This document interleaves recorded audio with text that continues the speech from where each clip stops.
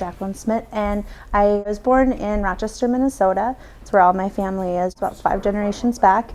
In the late 80s, my parents moved to Spring Creek, South Dakota, which is a small community on the Rosebud Reservation. I lived there from age 2 until 9, and then we moved to Vermillion, South Dakota. I chose USD to further my education. How did you end up in teaching? What was influential? Well, both of my parents were teachers. My dad was in education for about 15 years. My mom is still in education. She's been teaching for 32 years. I have aunts who are teachers, cousins. It really runs deep in our family. We're very, very centered around bettering the lives, I guess. So did you major in elementary or secondary? I was an elementary education major. Okay. Where did you do your student teaching? I student taught at Todd County Middle School in Mission, South Dakota, which is on the Rosebud Reservation. I was in 8th grade language arts. Do you think it's an advantage to have your student teaching placement where you end up? I do. I really do, especially when it comes to a reservation, because the community it's hard to get into, and it's great because I had people from my past, from when my parents had taught there, but also people from my student teaching experience that I had met. I now have friends, kind of forcefully. The person that I student taught under, he's a good friend of mine. He and his wife and I are close, but I think that on all sorts of levels, it's great. I think it's really important, actually, if able. What do you think about the concept of spending a whole year or your whole last year out in the school? Oh, I think it's awesome. Words cannot explain how great I think it is. I think it's going to be a great change. At the beginning of this year, I had no idea how to start my the school year. No idea. I had no idea what forms to fill out or have my families fill out. I had no idea how to make that initial contact. I had no idea what to do. So I am so thankful for a lot of different reasons also. I came in January 4th was the first day of my student teaching. I will never forget it. And I tell you, from January 4th until May 6th, I saw a lot of changes. But to be able to see from the end of August until the end of May, it's so awesome. Great. Just in my first year of teaching, the first semester was phenomenal. I mean, I'm a teacher first grade, and to see the change over those first couple of months is just mind-blowing. Have you found someone's kind of a mentor, either kind of formally or informally, somebody that's helping you out as you begin to develop as a first-year teacher? We have a really, really great system set up at our school. We have literacy coaches and math coaches. Lucky for me, the position that I took had belonged to the woman who transferred or transitioned to a literacy coach. And she's also the wife to the person that I student taught under. So I had already known this person. I already knew Katie. And then I took over her classroom. So not only was she able to show me where everything was, what steps I had to take, what I had to do, but she's my literacy coach. So she comes into my classroom twice a month as it is and guides me through what I need to do.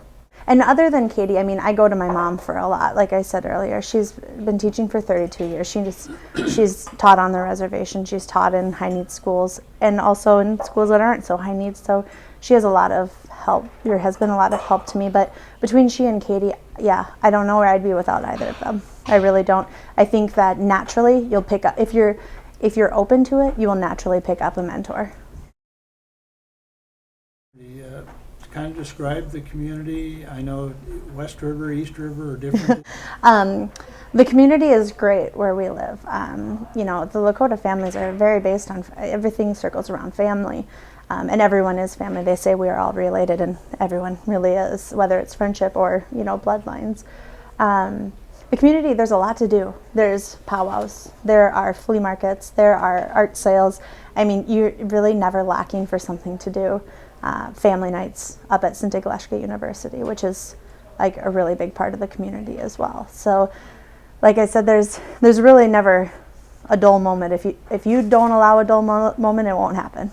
You have to work to kind of get into the community? I think that you have to be open, and I think that you have to be willing to be a part of it, and then it'll all happen. It'll all fall into place. I don't think it's something that you have to work hard for necessarily, as long as you're involved in your students outside of school as well as in school. Ask them what they're doing for the weekend. Show up. That's the thing about the Lakota community, is they're the most welcoming people that you'll ever meet. If you show them respect, they'll let you in. And I think that's really important. So here you are in your first year of teaching. What kind of social and professional relationships are you connected to? Anybody that's not in the school district? Are you communicating with any other new teachers, or is that something you'd like to do? I stayed really close with a lot of the people in my cohort. I graduated May 2011, and we were all really, really close. And through different social networks, we all communicate a lot. Within district, our district spans 52 miles, and I believe there's 7 schools, I'm not positive. But we have district-wide meetings a lot, where we have a really young staff, and so it's just great. So are you using Facebook, email? Yeah, there's Facebook, Twitter, Pinterest, like any social network you can think of, but then also email, cell phones, whatnot. When we have reception, it works. How do you communicate within the school system? Is it primarily email, or what? Well, everyone at the beginning of the year, everyone is given a MacBook. So like this year, I was a new teacher, so I got a brand new MacBook for my own use.